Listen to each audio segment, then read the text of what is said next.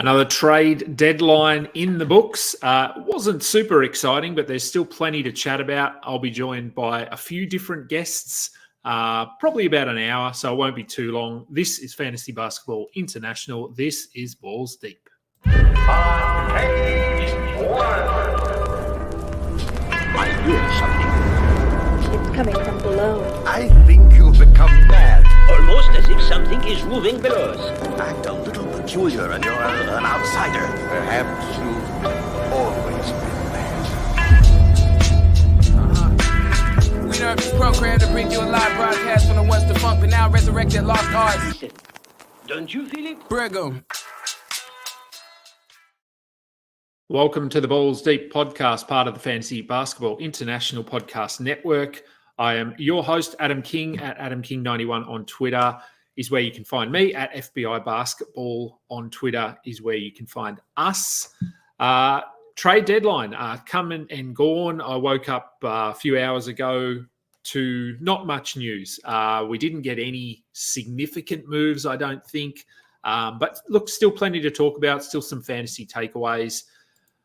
I'm joined by Raphielle Johnson and Kayla Fonte for the first portion of this show.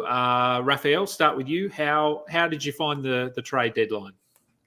I enjoyed it personally from a fan standpoint. Obviously, the Knicks did some things I think really helped their roster. But in terms of the big names, we didn't get the movement that we thought we did. We thought we were going to. I guess the biggest names happened earlier in the season. When you think about Toronto trading Siakam and Anunoby. As two examples. So I think maybe this is going to shake out to be like a really wild summer just because of all the salary cap implications. But today was more about improving around the edges for some teams. Yeah, I think so. Yeah, some certainly some real life improvements. Kayla, I know you've done a couple of shows already today, so you're probably sick of talking about the deadline and the trades. But how have you found it overall? I would describe it as interesting and underwhelming. To be honest with you, I don't think there was a whole lot of fantasy relevance. Like you said, Raphael, there was more important moves that happened earlier on in the season. Like there was still some interesting trades to look into, like Buddy Hield, for instance, and some of the implications from other deals, like with Asar Thompson possibly rising there. So, yeah, interesting. Yeah, so I'll bring up. I've done some quick slides, just so so I know what I'm talking about, really. Capturing, I think, all of the moves in no particular order. So we'll just work our way through these and talk about if there's any obvious winners or losers and the fantasy implications. Probably one of the bigger trades, and this probably tells you how sort of underwhelming it was in terms of big names moving, was Daniel Gafford being traded to the Mavericks. For Rashawn Holmes and a first-round pick. So obviously the pick doesn't matter for us. So it's basically Gafford for Holmes here. And this is an interesting one. I think there's probably a little bit to talk about with this one. This might be the most impactful. So with Gafford leaving Washington, is it Marvin Bagley? Sadly, is it Marvin Bagley time for fantasy managers? He probably rostered in a lot of leagues already, but he has been injured, so maybe he was dropped.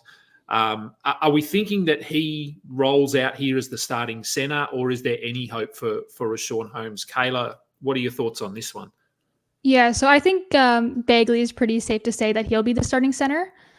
He is injured right now, but I believe he's day-to-day, so we'll have to monitor that. Holmes could slide into the starting lineup for now, but I think he's going to be in a bench role. And Raphael, do you agree, or is there hope here? Because, 4 years ago, Rashawn Holmes was sort of a bit of a fantasy darling. His per minute upside was pretty good, but he's just sort of fallen off the radar. Is this an opportunity for him to turn it around, or is he just going to play that 15-minute backup role? Yeah, I think it's an opportunity, but no one should expect him to get back to his glory years in Sacramento in terms of a fantasy standpoint. So, no, I think the biggest winner here is Marvin Bagley. I've been driving the Money Marv bandwagon for a little while now. So I think this is his great opportunity. Once he gets back to full health, maybe he's playing 30-plus minutes per night. It can be a bit of a mixed bag in terms of what you get, but I think it'll definitely be a worthwhile gamble there in DC.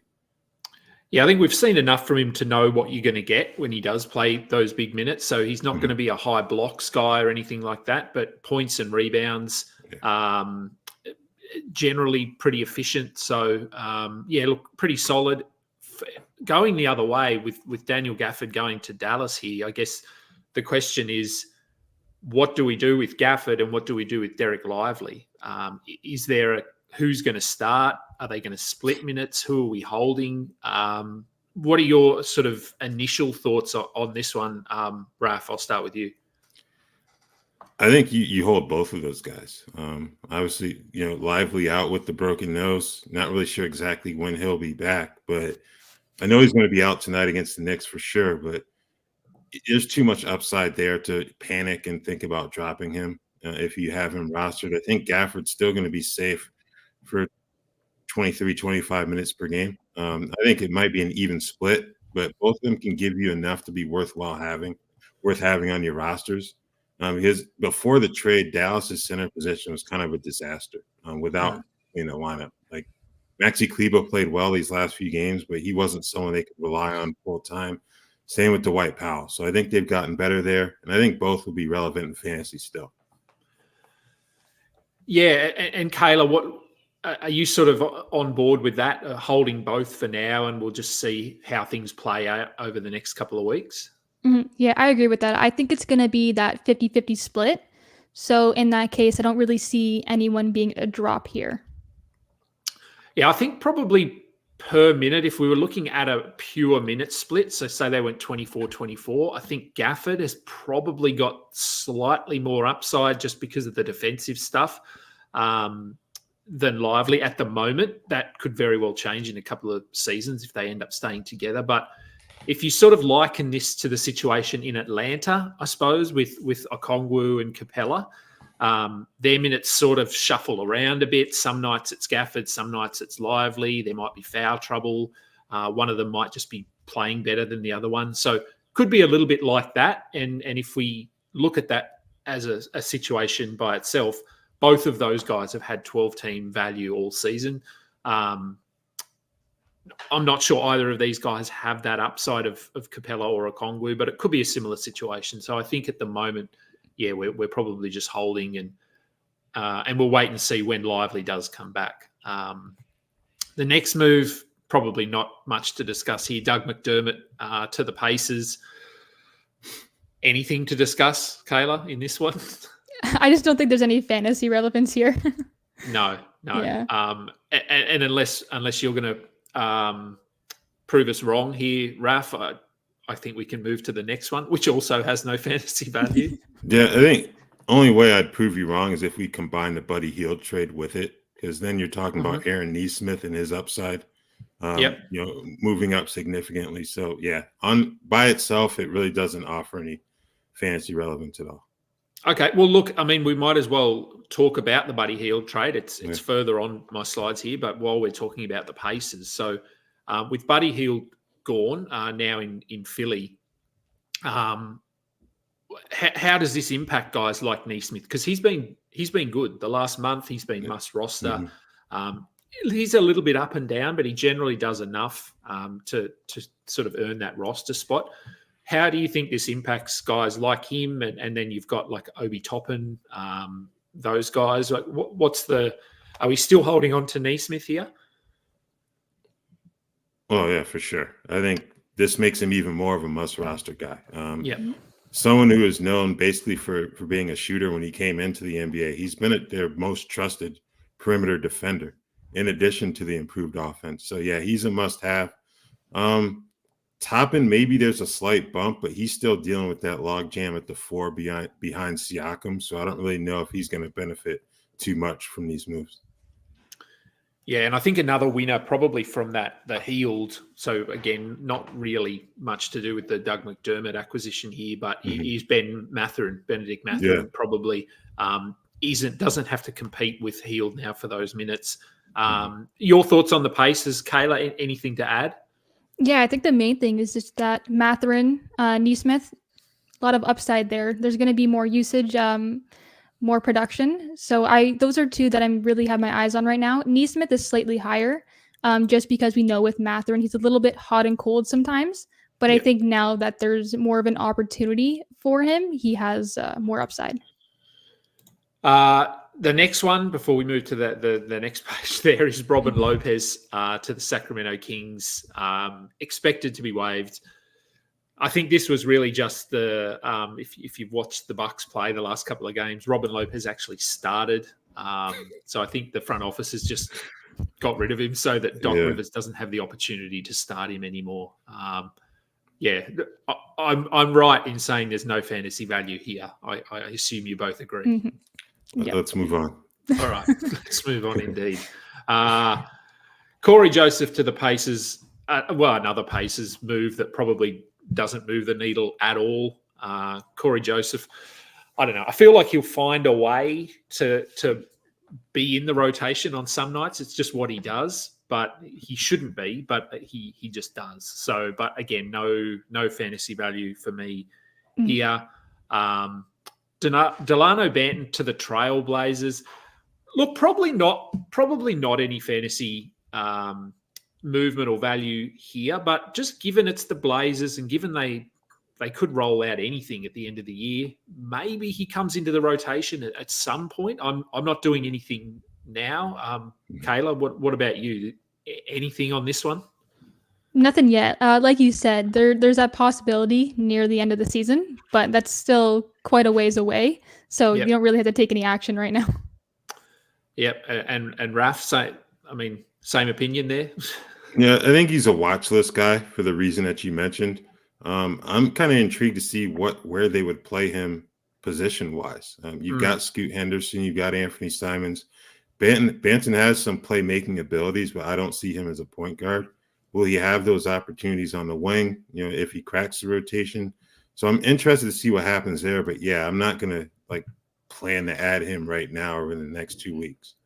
No, just keep an eye on him. And look, if Jeremy Grant, maybe he gets shut down at some point. Brogdon, whether he gets shut down. So, yeah, look, there's something to watch there. The next one is, again, not a fantasy relevant move, but Jaden Springer to the Celtics was an interesting one for me because they've just given him up for nothing here, and he's a good player. Unless I'm seeing something that they don't, but this is a really nice addition for the Celtics, real life. He gives them some really nice depth on a squad that's already arguably the best squad in the league. So no fantasy value because he's not going to have a big role, but I'm not sure what the Sixers were thinking here. They got rid of Pat Beverly as well, so it's Tyrese Maxey, and I'm assuming they're gonna grab someone from the buyout market, whether it's Kyle Lowry or Spencer Dinwiddie. But was this sort of? I mean, I can see you sort of nodding along there, Raph. Do you agree that this was an odd move by the Sixers? If this essentially turns into Jaden Springer for Kyle Lowry, Sixers fans should be furious because, I don't understand why you'd get. It feels like they're kind of caught in the middle. They don't know exactly when or if Embiid will be back this season. So if he's not back, then someone like Pat Beverly, I wouldn't say he doesn't help you, but they're clearly not going to be the contender that they thought they'd be. So if that's the case, I don't know why you give up a promising talent like Springer. I think in Boston, he could be helpful just because of the athleticism. He can be a bit of a defensive pest, but like you said, it's not going to impact fantasy. It's just, I don't know. It feels like a move that Philly felt like they had to do something, so they just went ahead and did it. But I don't think they should have done this. And Kayla, what are your thoughts on this one? Yeah, a lot of question marks behind the thought process here, but there's no fantasy relevance, but in real life, it's a good ad, I would say, for the Celtics. Yeah. All right. So, I just mentioned Pat Beverly also gone from the Sixers over to the Bucks. This one possibly has a little bit of fantasy relevance in deeper leagues. Beverly will play the backup behind Lillard because Campaign's gone. But it's basically the role that Pat Beverley's been playing all season and for the last few years of his career. So outside of some streaming appeal, if Lillard gets injured, you maybe pick him up for a couple of games. But I don't think there's much to do here. I like it from a real life. Like he feels like a good fit in the Bucks system. He gives them some of that defensive tenacity that they're potentially lacking at the guard spot. Damian Lillard is by no means an elite defender. So I like it for the Bucks real life, but in terms of fantasy, I'm not really making any moves. Kayla, agree, disagree? Yeah, I agree. There's no fantasy relevance here. If anything, possibly a streaming option, but nothing right now. Yeah. And Raph, same thing. I think if anything, maybe you're watching for those minutes when Lillard is on the bench, see who does the playmaking. Is it a Chris Middleton or maybe a Giannis for stretches that could possibly boost their assists a little bit? But in terms of Beverley himself, yeah, he's a streamer at best when they're down Lillard. Yeah, and just, I mean, Middleton could be out a little bit here. He's got an ankle injury. That's true. So obviously we do have the All-Star break coming up, so that helps in terms of missed games. But if we've learned anything about the Bucks and Middleton, they're going to be cautious with him. They have no problem easing him back in slowly. So maybe there's a little opportunity for Beverley to do a little bit more of that ball handling until Middleton's back. So, yeah, certainly someone to watch. This one, so a few pieces in this one. So Royce O'Neal and David Roddy going to Phoenix. Nets are just getting picks. It's just picks other than that. But I guess, so it's really the Suns we're looking at here. Again, I think real life, Royce O'Neal is a good pickup for them because that's probably one thing that they are lacking is depth and players and options coming off the bench. But for me, I mean, he's just going to play a similar role to what he was doing in Brooklyn, if not less. But, I mean, we've seen in 30 minutes a night, he's sort of borderline 12, 14 team. Are we adding Royce O'Neal here in standard leagues or deeper leagues potentially, Raph? Maybe deeper leagues. But, yeah, I think he gives you a little bit more size than Grayson Allen, obviously. So I think that would be the one player I'd be concerned about in terms of potential impact. But I don't think it'll be too much on Allen. I think he's played too well to be moved out of the starting lineup. So I think O'Neal's probably worth a look in deep leagues, but I'm not rushing out to add him personally.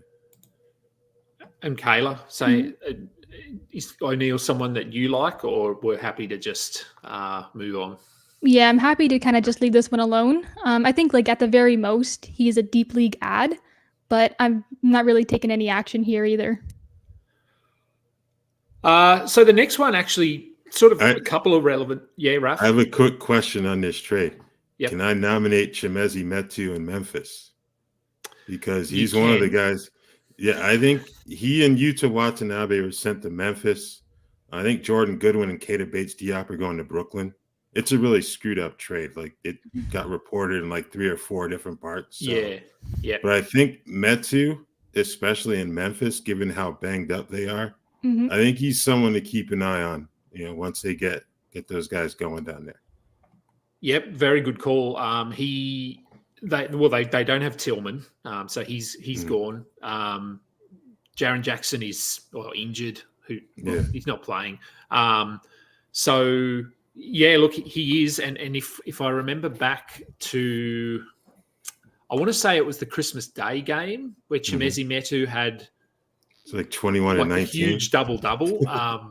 So there's something there. And so if Memphis do prioritize him and give him starters minutes, then definitely someone to consider picking up. It's just, for me, it's not an issue of what he can do in the minutes and that sort of thing. It's Memphis at the moment, knowing like if he has 2 good games, it's almost like they're going to say, no, you're playing too well. Yeah. Remember that ankle you injured 6 months ago? We want to look after that. So, yeah, definitely someone. But the whole Grizzlies situation is frustrating at the moment. PJ Washington to Mavericks. Now, this was actually a pretty interesting one. We thought Charlotte would be moving Miles Bridges. I did a show last night with Matty G and DMAC, who Kayla does her show with, and I just prior to doing that show, I'd seen Woj on a video talking about the fact that Charlotte were no longer interested in moving Bridges, and that they were now looking to re-sign him. And it appears that might be the case because they didn't move him. They moved PJ Washington instead to the Mavericks, and in return, they're getting Grant Williams and Seth Curry. So starting with PJ Washington, what do we think? Going to Dallas here, will he start? I guess is the first question. And are we adding him? Because he might have been dropped in a few spots. So do we think he can increase his value in Dallas, or is it just going to be much of the same? Raph, let's go with you. I think he can be a bit better in Dallas, whether he starts or comes off the bench, just because between Luka Doncic and Kyrie Irving, that's a significant upgrade from what he was dealing with in Charlotte. And that would be even if LaMelo Ball were healthy, to be honest with you. So I think that will help him a bit. It's a matter, does he start over Derek Jones Jr.? I think he offers more offensively, but I think they like what Derek brings to the table defensively. So I don't know if that would happen, but I still think PJ can get good 25 minutes. That would give him some value in standard leagues. Kayla, your thoughts on PJ there? Yeah, I would agree with that, especially if he's in a starting role, which is something that it was difficult for him to hold on to in Charlotte. So I kind of want to monitor and see what happens with the lineup and the rotation. I would consider adding if I had the space and if there wasn't anyone better than him on the waivers, though. Yeah, I think it's actually just looking at it now and looking at depth charts and things like that. It is an interesting way, as you said. They do like what Derek Jones brings in terms of defensive upside, but I still think that Washington might play more minutes than him. Like it could be a situation where Jones starts but only plays 22 minutes, 23 minutes, and Washington comes off the bench and plays 28. Gives them more offensive options, which alongside Kyrie and Luka, if you can draw any of the defenders away from those two, which at the moment Derek Jones doesn't really do, PJ will. So, yeah, I don't mind this move. I don't think there's a sort of a significant shift in value or anything like that for PJ, but I think it probably just solidifies him as a 12-team option rest of season. Whereas in Charlotte, it was a bit up in the air because the whole team is up in the air. So if we look at the Charlotte side of things, getting Grant Williams and Seth Curry here, are we expecting Grant Williams to step into that starting spot that Washington had been playing in, or will he come off the bench? Seth Curry, I don't know. I feel like his best is behind him. We haven't really seen much from him, but he does give them another shooting option, a bit of floor spacing. So are we seeing any value here, Kayla, in Charlotte? Not really much. I kind of have my eye on Grant Williams right now. I just kind of want to see how the lineup shapes up, but he's not a must add for me at the moment, just more of a monitor. Yeah. And Raph, same there, or is there someone here that's worth adding? I think that's fair in terms of Grant Williams. We still don't know what's going on with Mark Williams. They play different positions, but obviously that's going to be a huge situation to monitor there in Charlotte as well. But yeah, Grant Williams, I think just someone to keep an eye on because he really wasn't playing well in Dallas. Seth Curry wasn't barely in the rotation down there. I don't think he's going to be in the rotation in Charlotte either. So yeah, that's look, and I guess Grant Williams, he doesn't have a particularly fantasy friendly game. He's a much better real life player. But if, as you said, with no sort of timeline on Mark Williams or anything like that, Grant Williams can certainly play a small ball five. He did it in Boston and he did a little bit in Dallas. So there might be some minutes there, but nothing significant, I don't think. Now, I'm going to let you two guys go in a minute, but there are a few questions. So I thought I'd just throw them up and let you guys, we'll go through a couple of the questions. Matt Carmody says, Did any team really push the needle in terms of getting a lot better? Maybe the Mavericks. So looking at teams from a real life perspective, and I'll start with you, Raph, because you talked about this at the start of the show. The Knicks made some nice moves here. So you're obviously pretty high on what they did. So talk a little bit about them, but are there any other teams that you think got better as a result of this deadline? I think Oklahoma City. Now, obviously, Gordon Hayward's health is always a wild card here, but they needed to get a reliable shooter and someone with some postseason experience for a really good young team. I don't think they gave up very much in getting him either. So I think that was a good move. The Knicks, obviously, you get Bogdanovich and Burks without giving up much in terms of draft capital. Give up 2 second-round picks in addition to the players that, for the most part, were on the back end of the rotation, besides Quentin Grimes. So I think those two are probably the ones who maybe moved the needle. But, yeah, it was a bit underwhelming in terms if you're looking for those big moves today. And what about you, Kayla? Any teams here that got significantly better? Yeah, the main ones for me would just be the Mavericks and the Knicks. More so the Knicks, just because, like you said, they brought in a lot of players without giving up a lot, and they addressed key needs that they just had to get, right? Especially with Randall. Randall's out for a few weeks. OG, I think, has been out for a while too. We don't really know when he's going to return just quite yet. So they addressed a lot of needs, and I think that's been great for them. Yeah, I'd agree with that. I think, as Raph said as well, the Thunder, I think just adding a little bit of depth there with Gordon Hayward. I think the Raptors, like, given that they're not really doing much, I think the addition of Kelly Olynyk just gives them another option there. Agbaji, we don't know really what he is yet, but take a bit of a chance on him and let's see what he can do. And then I think just teams like we said, I think Boston adding Jaden Springer for nothing gives them that depth. Phoenix got a little bit more depth, but it's really the Knicks, the Mavericks shoring up that backup center spot because they really struggled when Lively wasn't there. So, I think they're the teams.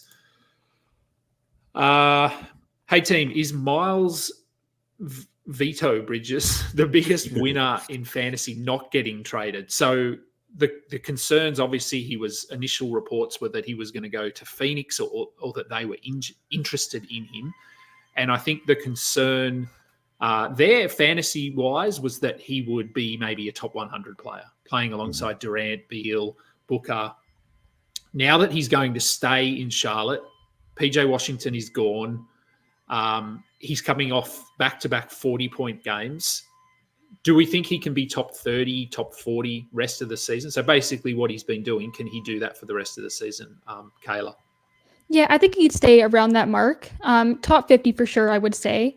I just want to say I'm very glad that I didn't trade him because there was a lot of rumors about him going to Phoenix, which really would have hurt his value. But I think there's a lot of potential there, and he's going to be the leader on this team right now. Yeah, and Raph, agreed? Yeah, I think the only concern you really have at this point is a potential shutdown later in the season. So, But other than that, as long as he stays healthy, I think he's going to be good for top 30, top 40 value. Yeah, I've got him in a couple of leagues and I held on to him and pretty glad I did. He's keeping me afloat this week in points in a couple of leagues. So, I'm okay if LaMelo sits out a little bit longer and Miles Bridges just fires up all the shots in the world. We'll do one more because it's on Charlotte. And not sure if you're taking questions. We'll always take questions. It gives us something to talk about. If Cody Martin can stay healthy, can he profit from Hayward being gone? I mean, Hayward hasn't been in the rotation anyway, but he was potentially going to come back at some point. But do you think Cody Martin is a bit of a winner here?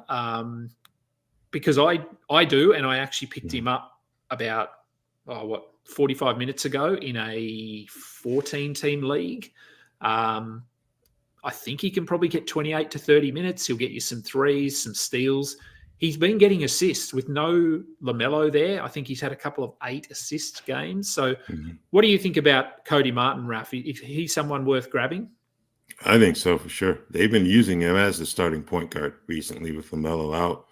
As we said, we don't know when or if he'll be back this season. So, yeah, Cody Martin's definitely someone who he has been profiting, and I think he will continue to do so. And Kayla, what are your thoughts on Cody Martin? Yeah, I would agree with that too. He's obviously not my number one ad, but so long as LaMelo's out, and we don't really know when he'll be returning, he has value. So I would consider adding him.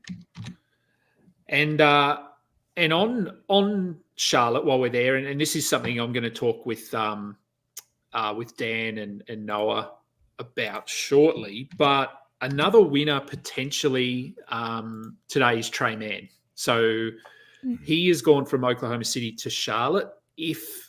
LaMelo, I assume he'll come back at some point, but at the moment, do you think there's a world where Trey Mann starts in Charlotte as the point guard? Because they don't they have options. They have Nick Smith. They have, I can't think of the other guy, Bryce McGowan's. Do you think that there's a chance here that they go with Mann just to see what they've got? Raph, what are your thoughts on him?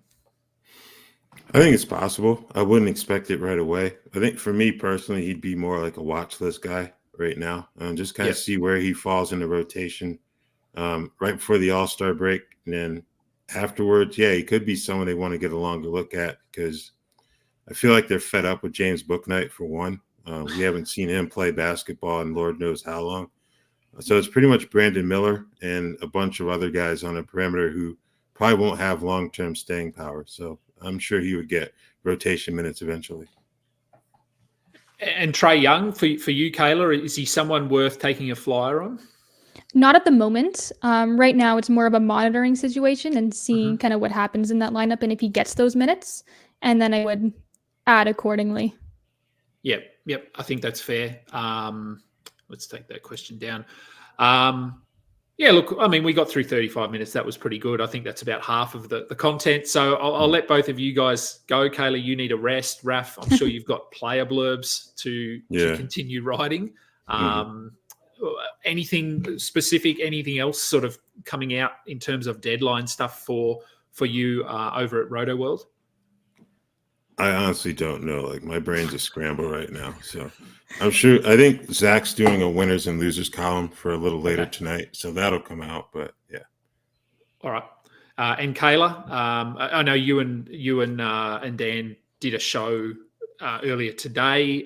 Are you doing sort of a recap show as well and any written content as well for you coming out? Yeah, for the show, I think right now we're just going to stick to our regular weekly show that we do, but we might do something in the future where we analyze how the trades worked out. For written work, I'm planning on writing something maybe tonight. I got to say, it's been a really busy day, but hopefully I can get something out for Last Word on Sports. Okay, well, thanks both of you for coming on, squeezing me into your schedule, and I'll talk to you again. I'm sure I'll have you on very soon. Yeah, thanks for having us. All right, thanks, guys. All right, so we will bring in Dan Titus and we will bring in Noah Rubin. Gentlemen, welcome to the show, the underwhelming trade deadline show. I think that's what we're calling it. I've already gone through with Kayla and Raph, and we've talked about sort of half of the trades. So I thought we'll cover the rest of them here. But Dan, how have you found the trade deadline personally? Has it been exciting or exhausting? Yeah, I think that's It all seemed to happen in a bunch this year. Yeah, it was like nothing up until like this morning. I feel like I woke up with my kid at 7 a.m. and then all of a sudden Woj bombs just started flowing. And I feel like while we were looking for like the blockbuster deal, the DeJounte Murrays and so forth, I feel like we got a lot of trades on the edges, but like a bunch of trades that do have fantasy implications. So a lot of head scratchers. I see Noah rocking the Sixers hat. I don't know what the hell happened after Buddy Hield got traded to the Sixers, but we can talk about it. And Noah, brave of you to wear that hat. But what were your thoughts on what's gone down today? Well, I knew Raph was going to wear his winner's hat with the Knicks because, I mean, I literally messaged him and said, "Hey, Raph, how does it feel to have a functional organization that continues to make good moves?" Because I'm jealous. I mean, I'm a Hawks fan. We didn't do a thing, which was just blew my mind. Didn't go one way or the other. But aside from the Buddy Hield trade, which I liked, the Jaden Springer one was very confusing to me. Just to kind of hand him to the Celtics, a rival that's going to contend in the East. I'm assuming to bring in Kyle Lowry in the buyout market. Right. So just a puzzling move to say the least. But the trade deadline, I mean, kind of boring. Not really any big moves happening, which is, kind of lame, but whatever. Yep. So I'll just go back through. So quickly, I'll just do a recap and just see if you guys have got any additional thoughts on what we talked about with Kayla and Raph. So Robin Lopez to the Kings, nothing there. McDermott to the Pacers, really nothing there. The Pacers themselves, there's stuff, but not really this trade. The Gafford to the Mavericks trade was an interesting one on both sides. So having a look at the Wizards side, I think Marvin Bagley is probably the winner here. I'm just not convinced Rashawn Holmes can get back to the player that he was a few years ago. Is it Bagley time? I can't believe we're saying that 2024 and it's Marvin Bagley time. But are we just viewing him as a must roster player rest of season now? I'd say so. Because there's just not that much depth. There's not that much depth in the front court for the Washington Wizards. And I did Lloyd's show probably about an hour ago, and it was brought to my attention. I didn't realize that Marvin Bagley wasn't playing any power forward there. Like, he's playing strictly the center minutes. So when Daniel Gafford went out, I mean, that's going to be the direct replacement there. So, he's been productive since being on the Wizards, 15 points, 8 rebounds. Hit or miss in terms of like efficiency, but if you're talking about points leagues or just somebody that you can pick up on waivers for the cheap, I mean, he's only 33% roster in Yahoo League, so he's been one of the guys I've been picking up the most of, just because you can stash him in IL. So yeah, I would definitely make a move on Marvin Bagley. Noah, agree there? Yeah, I mean, Dan, you didn't even mention that you have it right there. Marvin Bagley, deadline winner. So, I mean, you're representing it right there. But yeah, he was playing really well as a backup. He was playing even better when Gafford was injured for a couple of games. As soon as Marvin Bagley's back in the lineup, which I think he's questionable to play on Friday, like, he's going to put up big numbers simply because they don't really have anybody else. I mean, Rashawn Holmes would be the other guy to see center minutes, but I think you said it when Kayla and Raph were on, Adam, that when was the last time? It's been a few years since he was really productive for more than just like a game at a time.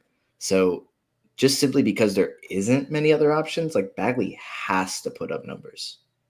Yeah, I think so. And then I guess quickly just on the Mavericks side, what are we doing with Gafford and Lively here? Are we holding both? Is there a preference? Is it a minute split?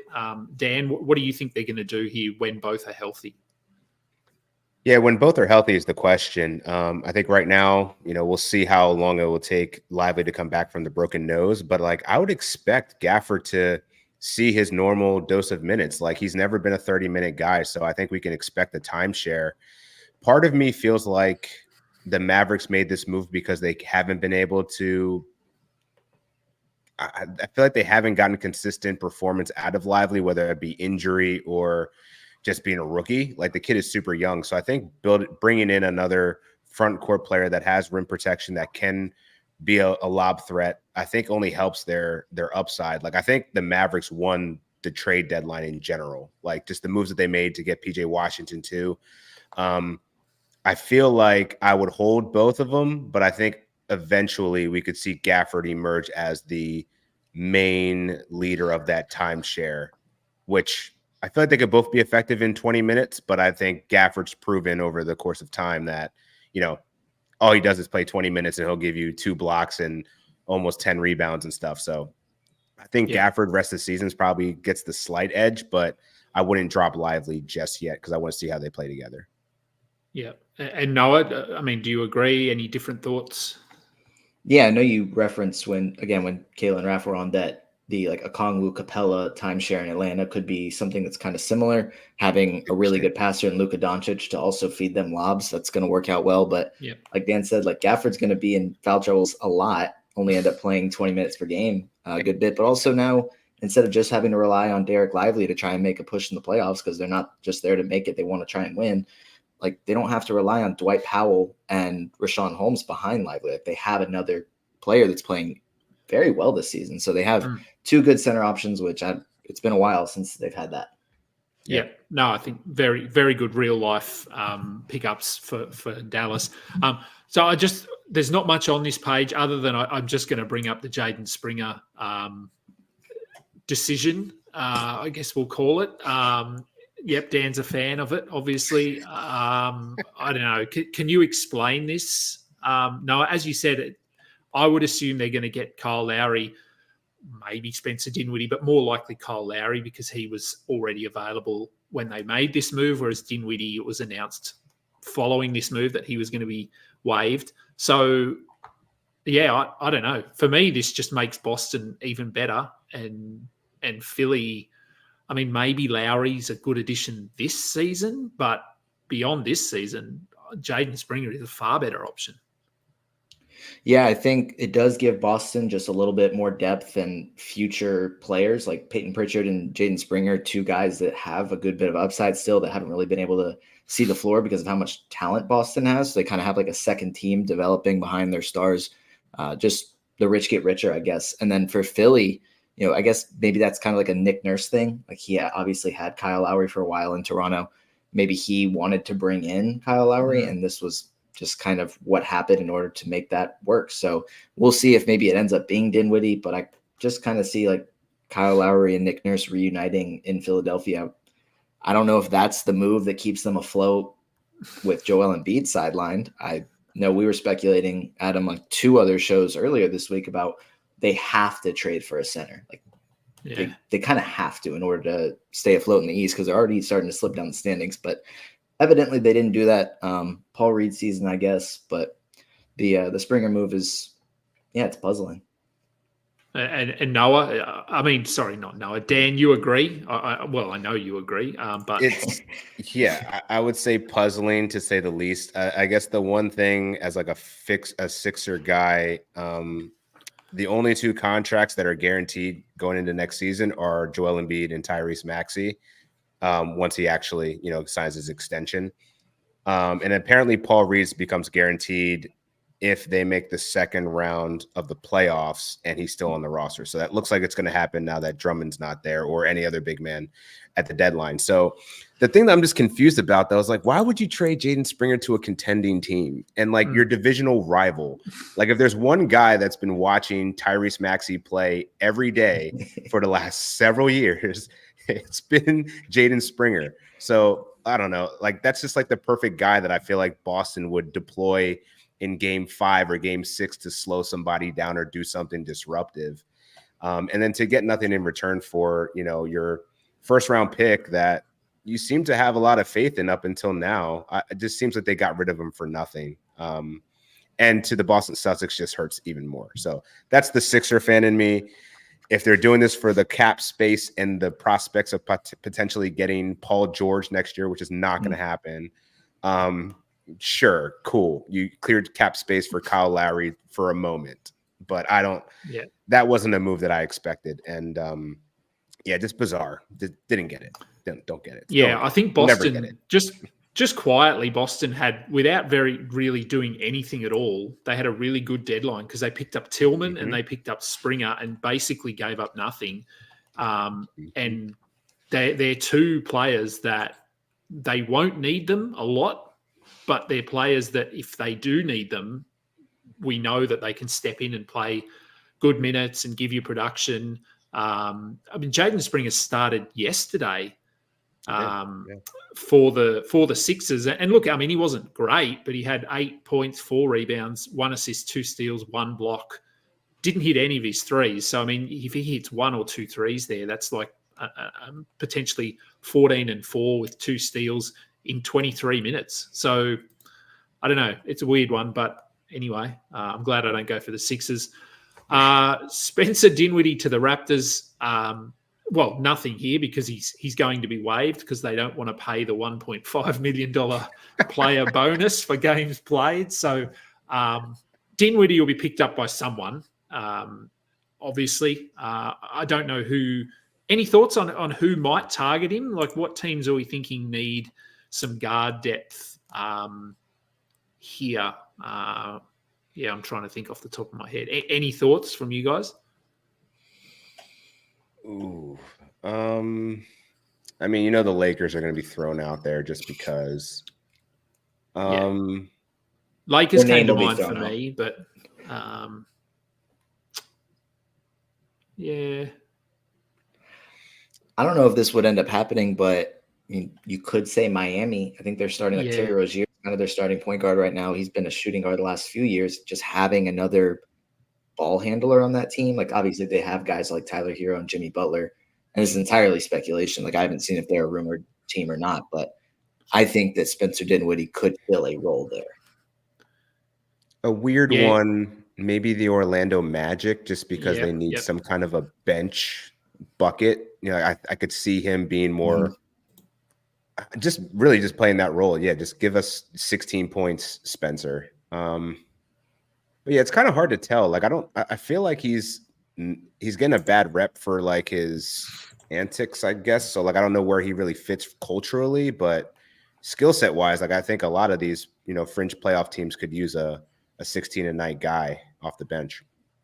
Yeah, I would have said the Timberwolves would have been an option, but they got Monty Morris, so they don't need him anymore. The Pelicans, maybe. I'm still not convinced that CJ McCollum is a point guard, so maybe an option there. Maybe the Spurs.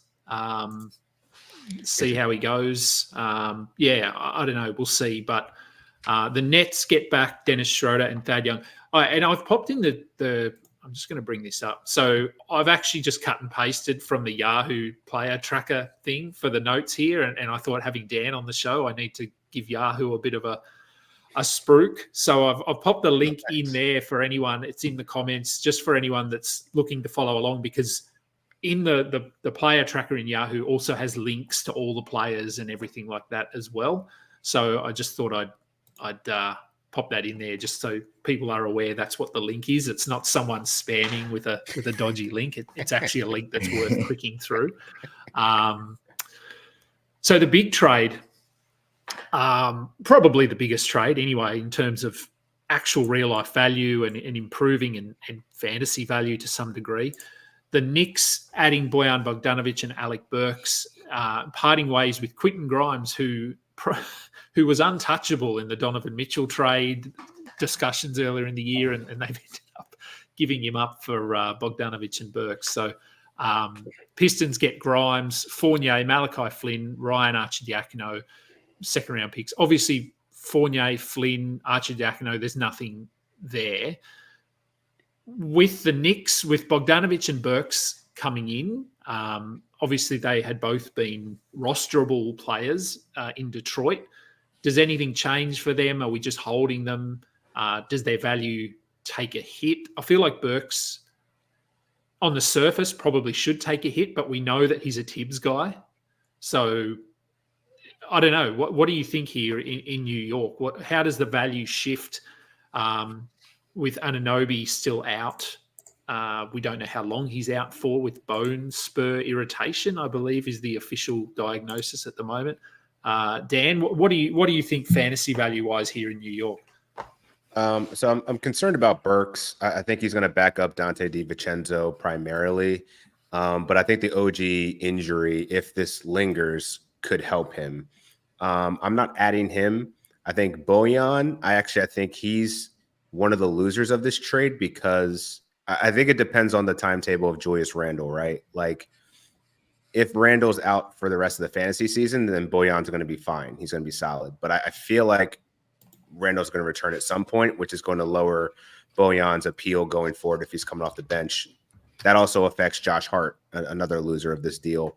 But I do feel like I feel like I don't know about the Detroit side of this. Like, Quentin Grimes is on IL right now with a knee injury, but they traded for him. he was this untouchable guy, as you stated. But I feel like he has an opportunity to at least get minutes as the 2 or the 3.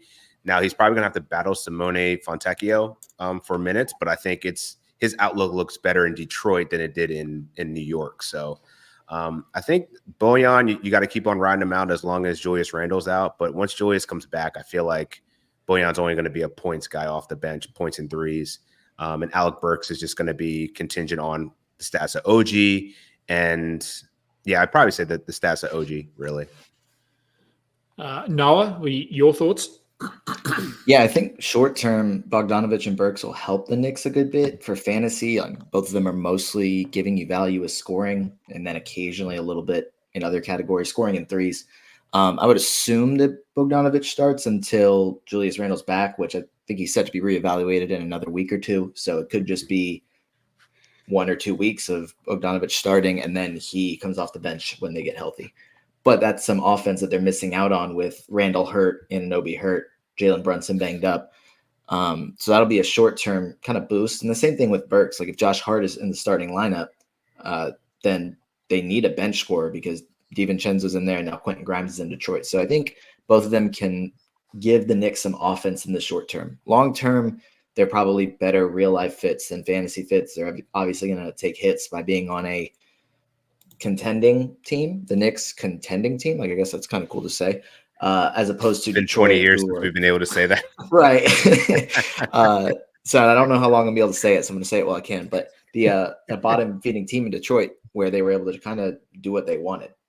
So their roles will change, and within a few weeks, they're going to take big hits. I think Quentin Grimes, he's not going to start. At least I wouldn't think that he would start alongside Cade and Jaden Ivey. As a spot starter, he'll give you points and threes.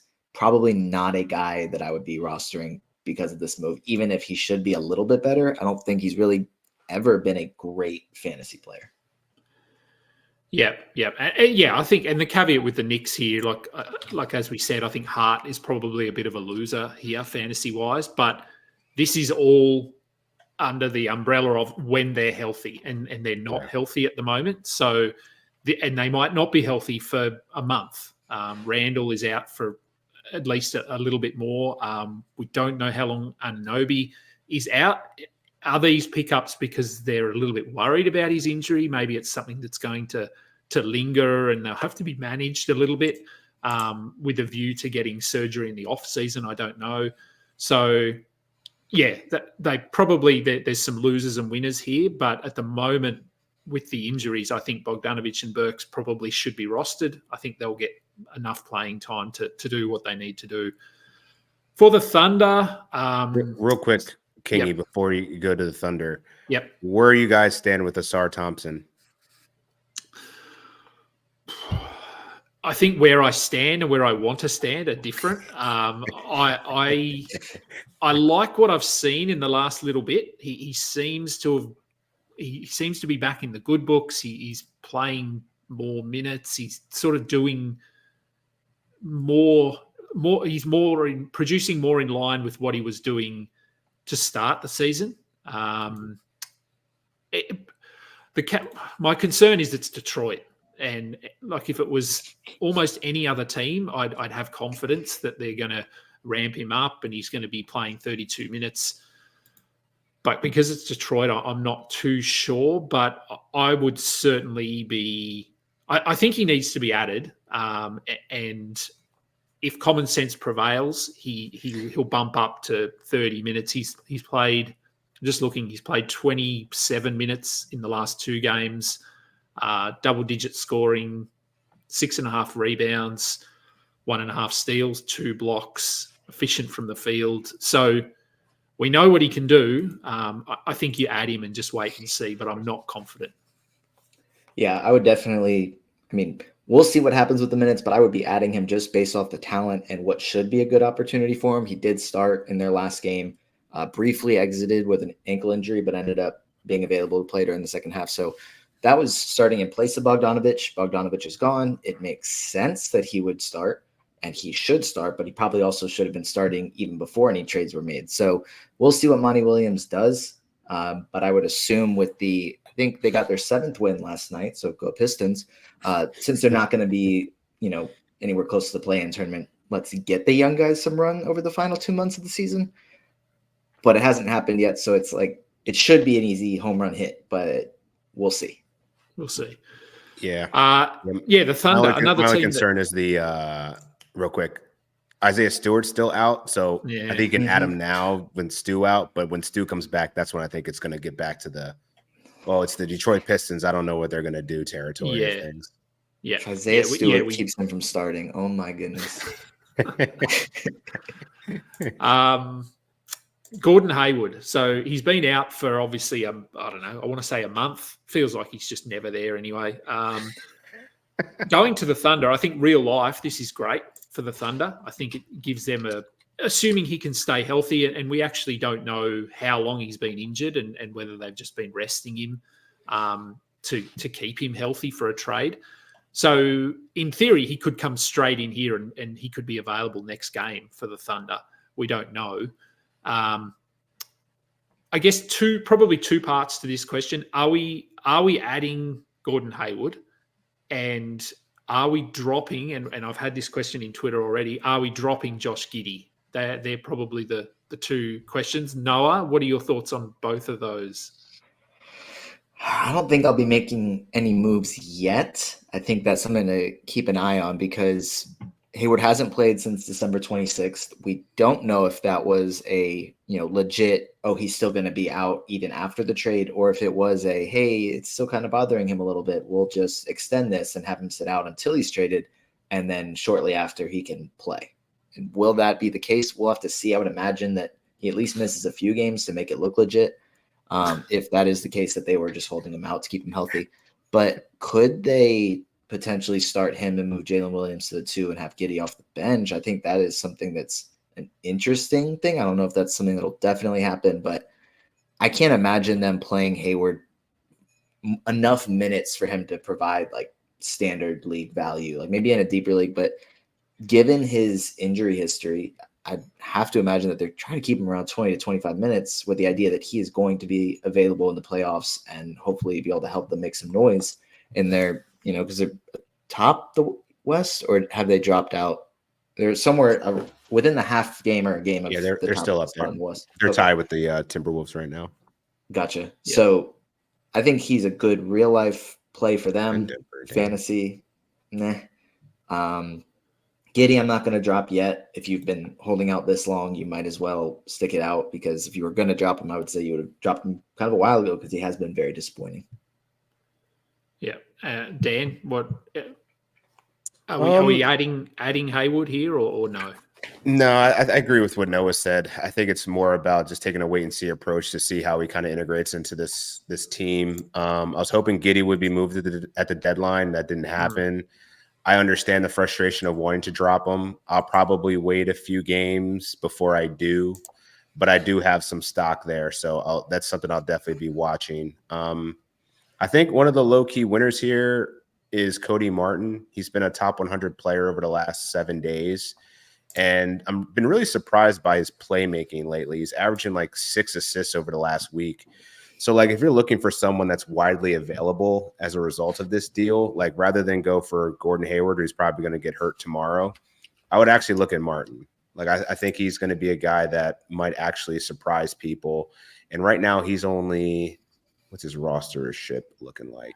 He's got to be under 10%. Yeah, he's only 6% rostered. So he's widely available. I would take a flyer on him, especially with not knowing what Grant Williams is going to look like. PJ Washington's gone. Like, I feel like Martin's probably going to get 30 minutes easy going forward here. Yeah, I just added him in a 14-team league this morning. We'll see how he goes. Speaking of flyers, Trey Mann, with LaMelo, we don't even know where he is or what he's doing or what's going on there. So is there a chance, and I spoke with Kayla and Raph about this, is there a chance that they start him? Because they have Nick Smith, they have Ish Smith, they have Bryce McGowan. So they have guard options there, but none of them are really sort of taken the ball and run with it in terms of their opportunity. And we've seen Trey Mann in short bursts in Oklahoma when he's been handed starters minutes. He can score in bunches, so there's upside there. Do you think that he's worth taking a flyer on at the moment, or is it more of a wait and see? I guess I'm just trying to think, do we get ahead of the curve here a little bit and just add him if you've got a spare roster spot? Because if he plays 30 minutes, I think he can probably be a borderline 12-team option. Yeah, that's going to be the interesting challenge here is like, I feel like the easy answer is wait and see, but if he gets 30 minutes out the gates, someone's going to pick him up real quick. So, yeah, I think while LaMelo's out, if you have the space for him, I would take a flyer on it. I feel like he feels like a 14-team plus add to me more than a 12-team. Just looking at whoever's available on waivers right now, like Trey Mann's like probably third on my ad list. So definitely have him on my watch list for sure. And I think that this could be an opportunity for him to showcase what we've been seeing with the Oklahoma City Thunder in limited amount of time. Like, I mean, he's had a 20% usage rate in limited minutes his whole career. So, you know, give him the keys to the point guard minutes, man. Like I feel we could see like a 17.5 assist type of guy, which would be awesome for fantasy. I'm not super confident in him seeing 30 minutes for him. I'd like to see it. But if we're looking just at their last game, Ish Smith played 16 minutes off the bench and Nick Smith Jr. played 13 minutes off the bench. Their starting guards were Brandon Miller and Cody Martin, who Dan was just saying has been giving out pretty good assist numbers. So Steve Clifford wasn't set on forcing point guard minutes in the starting lineup. Like there was a point where Ish Smith was a starter for, I don't remember if it was just like a game or two with LaMelo out, but I don't know that Trey Mann comes in and immediately starts just because there isn't much competition at point guard. Like I don't feel confident about that, especially with what has been kind of the narrative around them recently of Brandon Miller's yelling at the rest of the team as the rookie to say, get back on defense. He said it a lot meaner than I just did. But like, I don't think that necessarily means that just because there's much competition that Trey Mann, who I was trying to do some quick research because I feel like he's just known for his offense, and I don't want to call him a defensive liability, but like I don't think he's known for his defense. So does that mean that Steve Clifford's going to say, hey, we have this new acquisition that isn't known for his defense, let's force feed him minutes? I'm not confident in that, so I'm probably going to stay away unless something obvious happens. So, or like he comes in and does play 30 minutes pretty quickly. To your point, Noah, yeah, he's been below average in blocks and steals. Yeah. Relative to his position throughout his career. So yeah, he's definitely not, I don't know if that fits the Steve Clifford, like, hey, we're going to commit to defense first and then worry about everything after that. One thing that Charlotte's never been lacking is a person trying to get a shot off. They have all the chuckers on that team. So I feel like Trey Mann actually kind of fits actually. So we'll see what comes of it. Yeah. I think, look, there's very little confidence there, but as Dan said, if you've got a roster spot, just grab him, give him a couple of games, see what that rotation looks like. And if they're playing in 15 minutes off the bench, then you just drop him and move on. Three more to go through. Kelly Olynyk and Ochai Agbaji to the Raptors, Kira Lewis and Otto Porter to Utah. So, I don't know, nothing there on the Utah side, I don't think. Kira Lewis is basically, I really don't see him playing at all. They've got Chris Dunn, they've got Keontae George. They're sort of splitting the minutes. But for the Raptors, I don't know, Olynyk's an interesting one. We all thought he'd be traded. Probably not to the Raptors. I didn't really see them as a team that would be interested in Kelly Olynyk, but here we are. Will he start? I mean, is he going to start at the 4 alongside Jakob Poeltl? Is he going to come off the bench? Is he going to play 30 minutes? For reference, I've picked him up in a 12-team league and a 14-team league. I did need a center in both of those because I only had one center in both of the teams. So a little bit of this was necessity of needing to fill that position. But what are your thoughts, Noah, on Kelly Olynyk here? Because we saw a few years ago, if we remember back to the Kelly Olynyk breakout month where he was in Detroit, I want to say, maybe, or Houston. Maybe it was Houston. Right. It was one of those teams where he was like a top 30 player for about a month. Houston. Whew, so Could we see something like that again from Olynyk here down the stretch? Yeah, looking at it really quickly, it was the Houston season. He may have been top 30 for a stretch. Over the course of the season, he was 63rd on Basketball Monster. So I don't see that level of production. I mean, I don't think anybody's expecting top 75, but I'm not as optimistic as you are, Kingy, I don't think, just because they have Jakob Poeltl there. They have Scotty Barnes. Obviously, both of them are going to start quickly. RJ Barrett. Does Olynyk fill out that extra starting spot and they just have a bigger lineup? Like that's what they did earlier in the season. So it could definitely happen. Or is it Gary Trent Jr. with Olynyk off the bench? Either way, I could see him getting 20, 23, 24 maybe minutes per game, which would be just kind of splitting with Scotty Barnes and Poeltl in the front court, just to have a couple of them on the floor at all times. But honestly, the main thing to me from this trade isn't Olynyk. It's the fact that Jazz don't have him anymore, and that could open up some minutes for Taylor Hendricks, which I know a lot of dynasty managers are excited to see what he can do. He hasn't gotten to play a ton so far this season, so could this be an opportunity for him to see extended run? That's what I want to see. That's what I think is the biggest winner. And he isn't a guy to necessarily add in standard leagues or redraft leagues at this point, because there is obviously still a good bit of competition for minutes there. But I think both Taylor Hendricks and maybe even a few extra minutes for Walker Kessler, who's been really frustrating as far as having his minutes pretty limited so far this season. So I think it's addition by subtraction is probably the best fantasy takeaway here. And Dan, can you make me feel better about my Olynyk pickup, or did I waste a transaction there? From a basketball standpoint, I actually feel like Olynyk is a perfect fit for Toronto because I feel like he gives this versatility in the front court that, you know, Jakob Poeltl isn't going to stretch. He's not going to stretch the floor.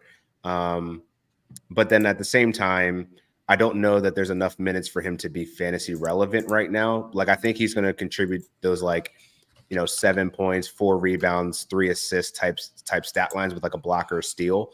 I would be curious if they do decide to start him at the 4. Maybe you slide Scotty to the 3, you know, Barrett to the 2, and then IQ at the 1. But, you know, if he comes off the bench, then I think you could drop him. If he starts, then I'm more intrigued.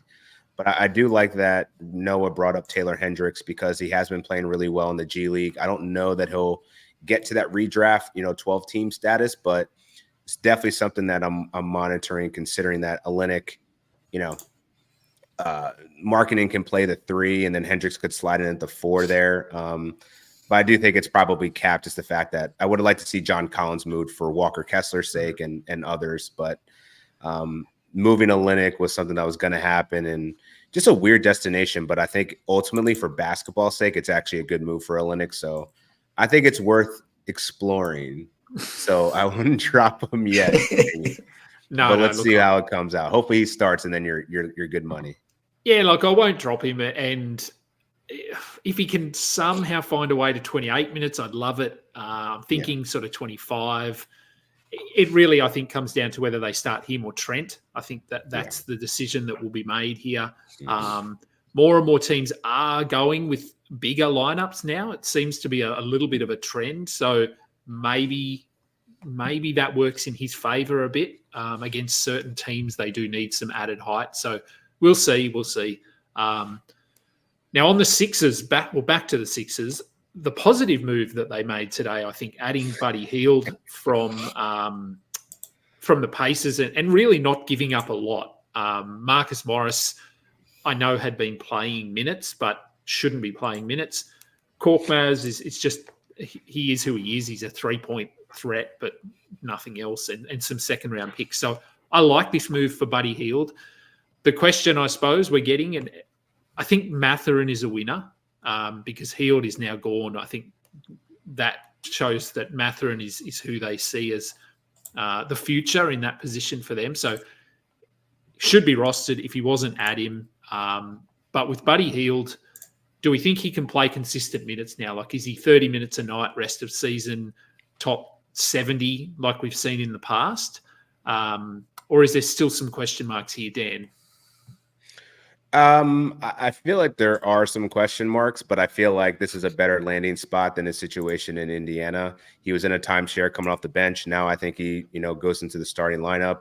They just pushes Kelly Oubre's value down considerably, especially if DeAnthony Melton's about to return.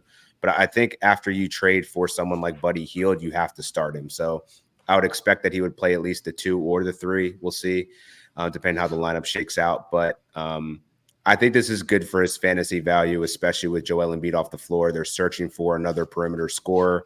He can get 20 a game. He hasn't done it in a while. This has definitely been a down year. And also, like, just a bizarre tangent. They could have traded for Buddy Hield 3 years ago. I don't know why they didn't, but I feel like this version of Buddy Hield is not the version that they're going to want. But for fantasy's sake, I think it'll still be worth it to keep him around. He's a better version of Klay Thompson, which doesn't say much. But, if you need points, threes, and an occasional steal, I think Buddy Hield can do that. So just before we move on, I've just an actual Woj bomb that's worth talking about. Anunoby has just had surgery on his elbow. What? Which I didn't think would come to the end of the season. So he's going to miss minimum of 3 weeks. Minor procedure, resume basketball activities 3 weeks. Okay, so we're probably looking at a month injury or timeline here. And obviously we have got the All-Star break coming up. That may have factored into this decision because it's basically 1 week over 2 weeks sort of thing. So, we go back to the Knicks. We talked about Bogdanović. We talked about Burks. And potentially this was due to the severity of the injury. And it turns out that might have factored into their decision-making here. I guess initial thoughts on that news, Dan, like, is this, it solidifies, I guess, Bogdanović, and DiVincenzo, these guys that have been playing really well, because Randall is also out for a similar time. So they're going to be without two of their starters for probably the next month. Man, this is a brutal, after the Knicks make all these seemingly good moves, man, they're just falling victim to injury right now. That's major. So I feel like Josh Hart probably sticks around a little bit more. Alec Burks for sure. I think you can continue to stream both of those guys in wake of this. And I think this just increases Dante DiVincenzo's value as the starter and what he was bringing to that team. Hopefully Brunson's injury isn't significant, because if they lose him too, man, this is going to be a bad run for the Knicks. But wow, this is, good on the Knicks for keeping this close to the vest and getting the assets that they needed to weather the storm. But damn, this is a big injury. Noah, your thoughts? Yeah, I think kind of like what we talked about earlier. Obviously, now it's longer term without Anunoby and Randall, but Josh Hart's going to continue to start. He's been pretty decent in a handful of categories, and then his value doesn't look quite as good because he's shot pretty bad over the last few games. But he'll continue to start, I would assume, when Bogdanović gets in the lineup, that he starts until Randall's back. It looks like now, based on the timelines, that OG's going to be out longer than Randall, which is kind of interesting, not really what we expected. But yeah, it's more minutes for Alec Burks. It's going to be fairly meaningful, but again, he's just going to give you some bench scoring. So I think it just kind of extends Hart's time in the starting lineup. I don't know if this is quite as much of a dramatic fantasy change as it should be, or it seems like it is, but. And I guess just one, we'll go to the final trade in a second, but Precious Achiuwa, who has been starting and playing well for the Knicks as well, are we holding him? Because we've got, he's more of a center, but he's been playing at the 4, been playing some backup center. Does the addition of Bogdanović and Burks, does this cut into his playing time a little bit? He's been playing 40 minutes, I think, which we know Tibbs does that. But are we still holding on to Achiuwa in standard leagues, or do we think his time has probably come? I think I'd probably hold on to him for tonight's game, and then as soon as Bogdanović is in the lineup, I have no problem dropping him. Like tonight, they're going to have nobody, so he's going to have to continue to play 40 minutes. But then as soon as Bogdanović is there, like I would assume that Achua goes back to the bench and still has a role, but it's not going to be a 40-minute role. So not enough for me to keep him around. Yeah, I'd agree with that. I think it's ride the Achua train to the last stop. And then once everyone starts to be active again, you know what to do. Send him to waivers because I think he's going to be the casualty out of all the moves that were made by the Knicks here. Yeah, interesting timing on the Knicks. Like, as you said, they kept it very close to their chest with this injury. And then it's funny that like an hour, 2 hours after they make these trades and get some depth, they then go, and by the way, he had surgery. So I wonder if that ever came up.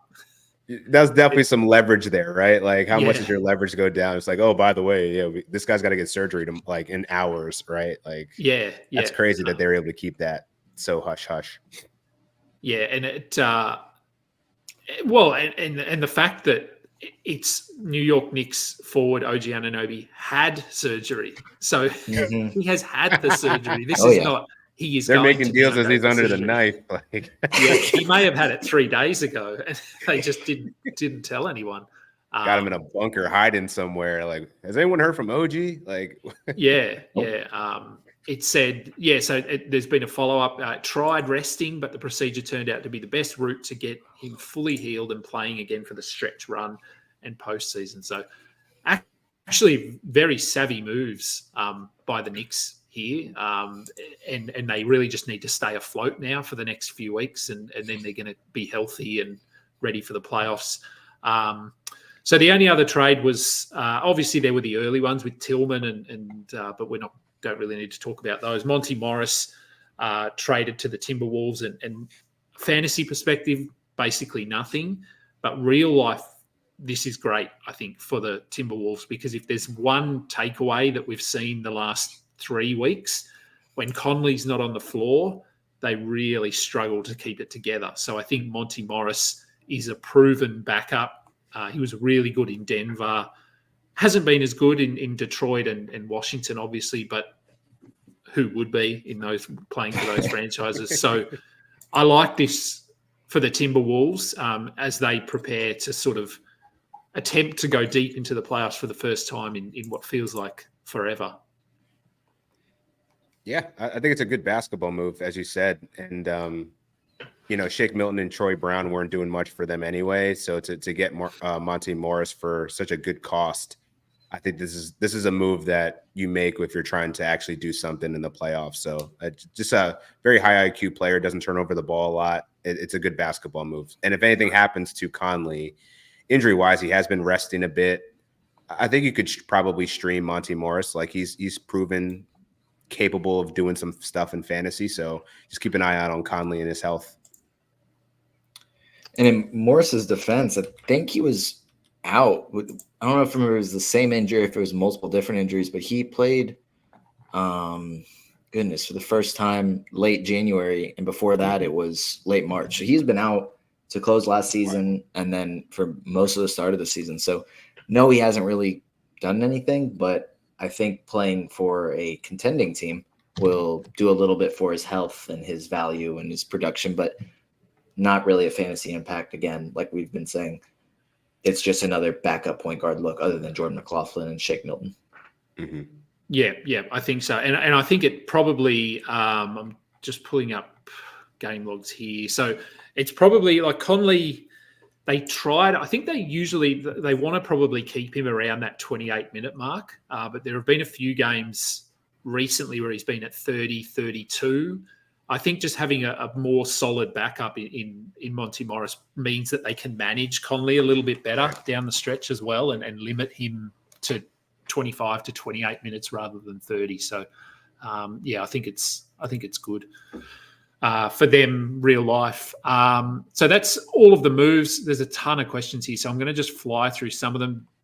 I don't know if either of you need to head off. I know, Dan, you're probably writing stuff. Noah, you're probably writing writing stuff, as we're talking. Writing as we're talking. So if you do need to jump out, that's completely fine. I can go through the questions. Let me know if you do need to run off.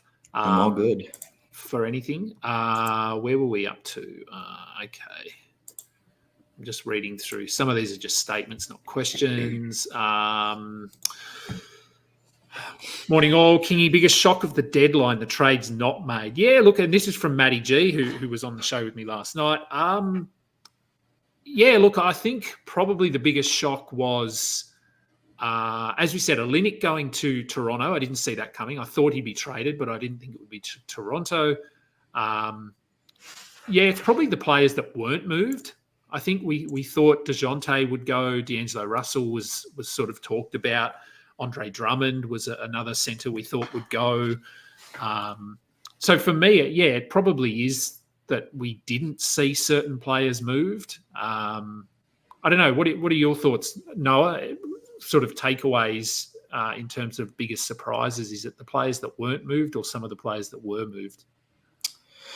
Yeah, I think there wasn't too many trades that I saw and was like, whoa, like didn't see that coming at all. Like most of them were like, oh, okay, like that makes sense. Like not surprised that they made that move. I guess like with the Olynyk one, like Toronto trading a first round pick for Olynyk, yeah, it's pretty surprising. But the trades that weren't made, like DeJounte Murray not being traded, there was speculation, not from the big names, but from like local beat reporters that, you know, the Hawks kind of had a little 4-game winning streak and then barely lost to the Clippers and Celtics, like played really good games, barely lost, that ownership might say, hey, I know we talked about trading DeJounte Murray and rumors of cleaning house a little bit.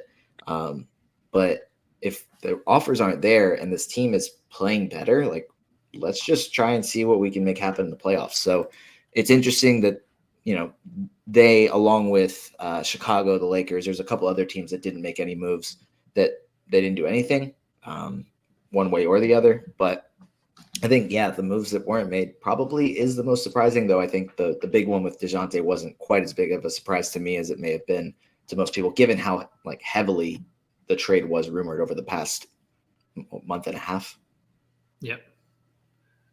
Dan, for you, biggest shock? My biggest shock is OG Anunoby getting surgery an hour after the trade deadline.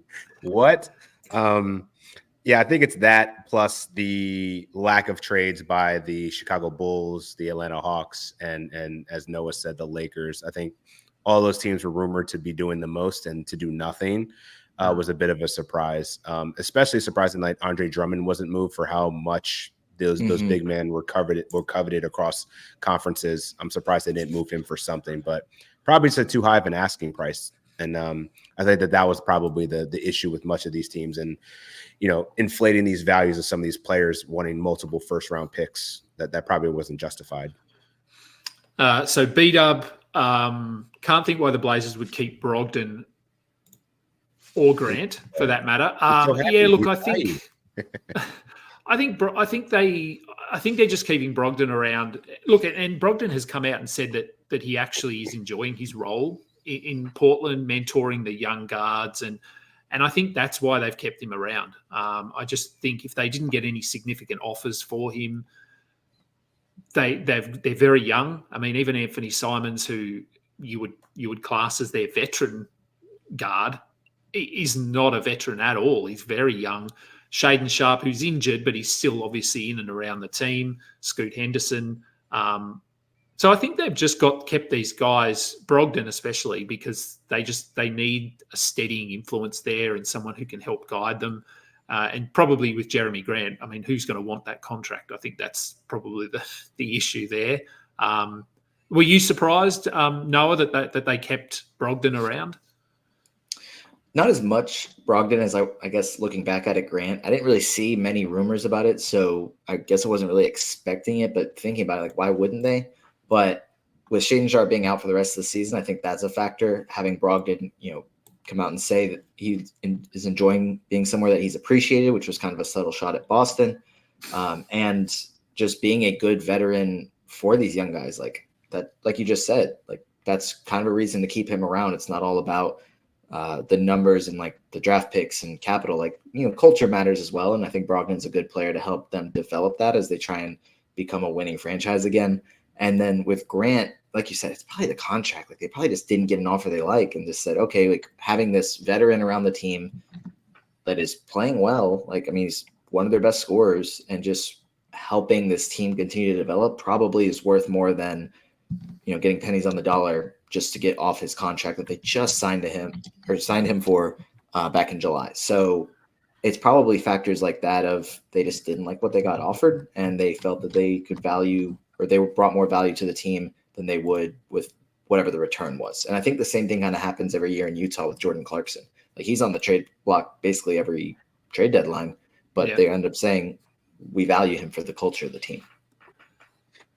I picked up Springer for his steals this week, but dropped for Grady Dick, hoping for some upside with the loss of Schroeder. So I guess here, like, what are we thinking? And Josh actually asked me this question on his show this morning. What do we think about Grady Dick here? Is he someone to add, someone to watch? I feel like he's had a couple of decent games. He seemed, because he was almost out of the rotation earlier in the season. Dan, like, what are we doing here with Grady Dick? Is he worth considering at all? Not for me. He's pretty low rostered, so to have him in a 12-team 9-cat league, your league must be pretty competitive if you're looking at Grady Dick. He did go off for 22 points a couple of games ago, but I don't know about the stocks. That's probably going to be a concern there. Not a big rebounder. Kind of reminds me of a Luke Kennard type of guy in terms of fantasy production. So unless he's seen a heavy dose of minutes, like, north of 25, then maybe I would give him a shot at getting on my watch list. But I guess it helps that Dinwiddie's not going to be there. Like, they pretty much just gave away Dennis Schroeder for free, essentially. So there's a chance that he does stick into the rotation here for about 20 minutes, but his fantasy profile doesn't really fit for me right now. Yeah. Noah? Yeah, I think I'm kind of in the same boat. I'm trying to quickly look at this because he had that 22-point game where he played 30 minutes in a blowout. And let's see. Okay, 5 of them were in the fourth quarter. And okay, so he actually did do a lot of the work in the first half of that game. I was trying to look back and quickly see. So that was basically like his only productive game, and it was in a blowout, but it was before the game got out of hand, I guess. But yeah, if they would have traded Gary Trent or Bruce Brown, then maybe I'd be more interested. But just moving off Schroeder, Grady Dick's not playing point guard, and then so I don't really see the moves that they made benefiting him a ton, unless they kind of flip the script and choose to go for more of a rebuild or retool kind of thing. But trading away a first at the deadline to bring in Kelly Olynyk doesn't exactly scream, hey, we're rebuilding. So I don't really think for 12-team leagues that I'd be very interested in Grady. No, that's fair enough. I think unless they, for some reason, decide to try Bruce Brown at the point guard, but that would be weird. Gary Trent is not a point guard. So, I don't think there's much here. Keep an eye on him and see what the minutes turn into. But, not much for me. Now, Vitamink, I'm assuming this is Grimes. Is Grimes a strong ad as a Piston now? I think we touched on this. For me, no, I don't think so. He is someone I'd monitor a little bit just to see, but he's had opportunities in New York this season to play big minutes and hasn't really done much with it. It's not like he's a guy who's coming from a role of 15 minutes into a 30-minute role. We've seen him in a 30-minute role, and he hasn't been a must-roster player. So obviously he's going to be playing on a much worse team, so he's going to have potentially more opportunities. But there's guys like Cade is there, Jaden Ivey is there. Like, there's still guys there that don't mind getting a shot up. So for me, he's probably not an ad. Would either of you disagree? I wouldn't add him now. There's just I would wait. I don't think you need to add him now. Like, he's not a guy that's going to be heavily rostered. People aren't going to be rushing to get him. He is on IL right now. So, I think you have time to pick up Grimes. And I don't know that he's necessarily going to contribute right away, just given all of the gymnastics of the Detroit Pistons rotation. And they have Cade, they have Ivy, they have Asar Thompson, they have Marcus Sasser, they just got Fontecchio. Like, they have a number of guys that are going to need shots. Obviously, Asar is not a volume shooter scorer, but young guys that are going to get minutes and players that are going to shoot the ball. So I don't really see a situation, barring probably multiple injuries, where Grimes provides standard league value. I think we've covered this one. Is Boyan a hold for 12-team head-to-head leagues after moving to New York? Yes, he is, especially with the OG news coming out. So, yes, I think we just hold him, and could be a hold rest of season, but he's a hold, I would say, at least for the next 2 to 3 weeks. Yeah, until Randall and OG get back, definitely. And then after that, I think it's kind of we'll see what the minutes look like. Yeah. Agreed. Priority ad between Olynyk, Grimes, and Mann.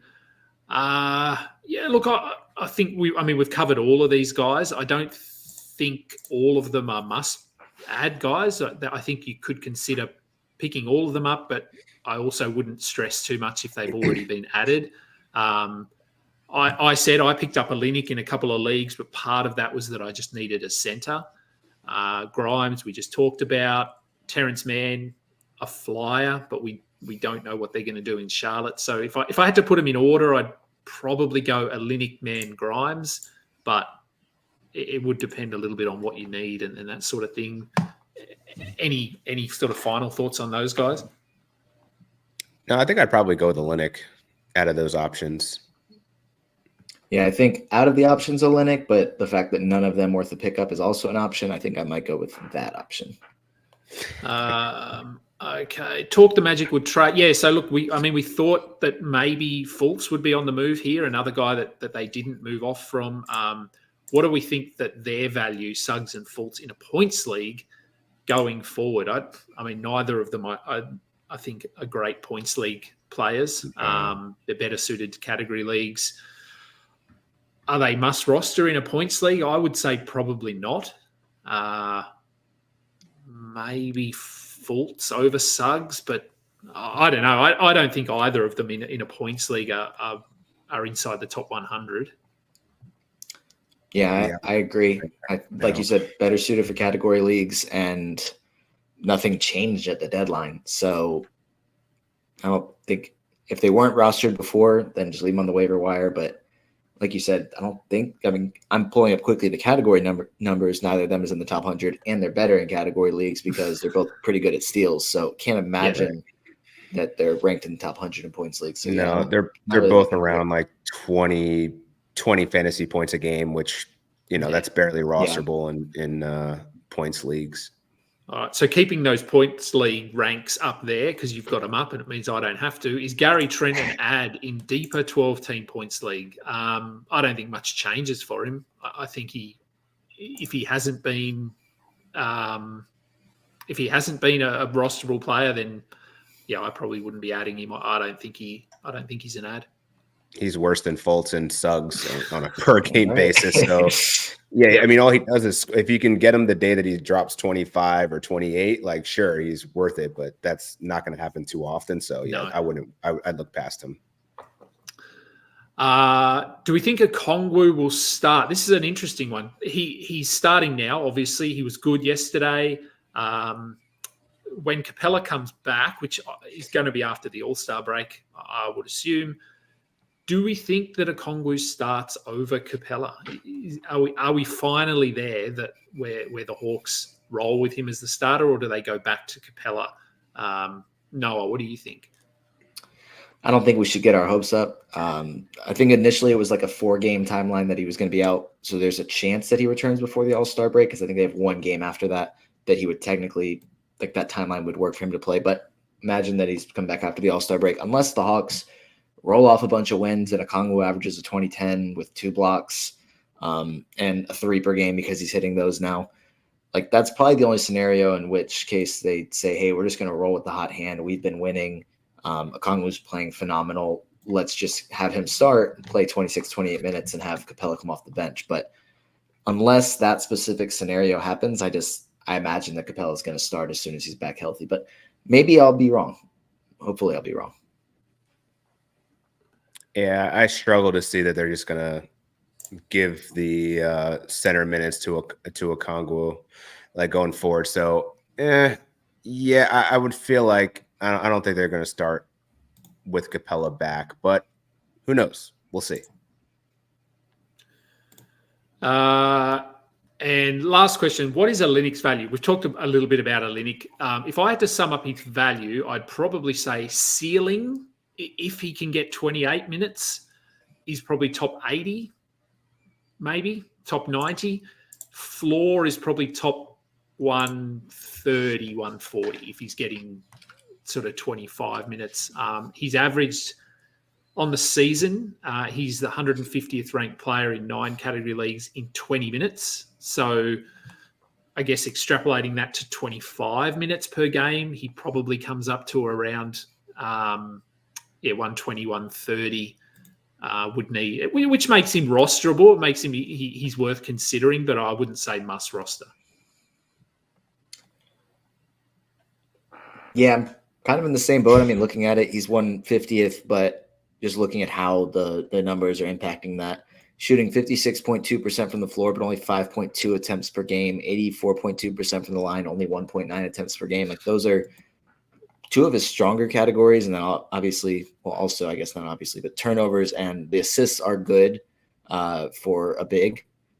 But if he's playing 25 minutes per game and can get to, say, 12 points and a 3 per game and like 6 rebounds, and like, I think that's pretty solid. But I think a lot of it is just he's pretty efficient, and that's what does numbers for his value. So he may be a top 150 guy. Like I'd say, I don't think he's necessarily a must roster in 12-team leagues. In deeper leagues, like 16, 14 teams, then you could probably consider it, especially if you only have one center on your roster. Then I think that's a good justification to have him on your team. But yeah, and is there an impact on Pirtle's value here, Dan? Probably some, because I think that now you have a guy that can clearly step in and play that center position. So maybe we see Pirtle's minutes like kind of go to, I don't know, maybe there is a realistic timeshare that could happen here. I do see some appeal to Kelly Olynyk if he can play 25 minutes. Like when he sees at least 24 minutes a game, he's averaging like 9.7 rebounds and 5 assists. Like that's definitely worthwhile with some efficiency in fantasy. Like we could be looking at around the top 100 guy. I feel like he will probably affect him, but not to the point where it's going to drastically change the landscape of Jakob Poeltl going forward. I think he's still firmly in the top 70, 80 range. And then whatever Olynyk gets will just be, a nice add on waivers type of thing. But as Noah said, I don't think he's a must roster as a result of this trade. No, I think, and because we talked about here the point guard situation in Toronto, and for me, part of the appeal of Olynyk is the fact that he can facilitate. Right. And that, so while his value might be 120 or 110, the fact that he can give you 5 or 6 assists on any given night and a steal and a 3, I don't know, it makes him a little bit more useful in certain situations. So, I don't mind him. Should I add a beard in the off season? Thanks, Matty G. yes, I would love to, as I've said on this show a couple of times. I can't because I have to sticky tape my mouth shut every night with my CPAP machine. So if I have a beard that I can't tape my mouth shut, my mouth opens, I snore, and the machine is useless. So given I spent like $2,000 or $3,000 on this machine, it's something that I need to keep using, and sadly, it means I can't grow a beard. I would love to. Maybe you can just get it's like I could. What have you called? Just around your chin, your jaw, no mustache, just a little patch down at the bottom. I think that I could do that. I would love to have a big beard like what's the Brooklyn coach Vaughn? Oh, it's Jacques Vaughn. Jacques Vaughn. I'd love to have a big beard like that, but. He's got that's like my 56-year-old beard whenever I get to that point. That's what I want. All right, I've kept you guys long enough. I know you've got plenty of work to be doing. Noah, what have you got coming up? I know you've got your Tank Me Later show, and then you've got some stuff going on at Rotoworld as well. Yeah, the Tank Me Later show. I think we'll get back on track with that next week. Now that there's obviously a good bit to talk about with the trade deadline. Not as much as we would like, but a good bit to recap. Hopefully some dynasty impact there. I'm going to do another, because I had my dynasty rankings done last month, but I'm going to get an update, like a post-trade deadline update done and out. I think that'll be on the Rotoworld site. And then hopefully do a Tank Me Later episode kind of breaking that down. Over at Rotoworld, I think Zach is doing kind of a waiver wired, like he's usual waiver wired column that he does Thursday nights into Friday mornings, but also with trade deadline recap and impact. So it should be a nice lengthy column with plenty of puns if you're used to reading Zach's work. So it should be good. And Dan, you've obviously got your Rotoworld show every week with Raph and Vaughn. Yahoo, what's happening over there? So I just came out. I already dropped a trade tracker, fantasy impact trade tracker for Yahoo. So check that out if you want to read about all the trades that we just talked about. A little bit less Kelly Olynyk talk, but he's in there, I promised. And then later today, I'll have the winners and losers of the deadline.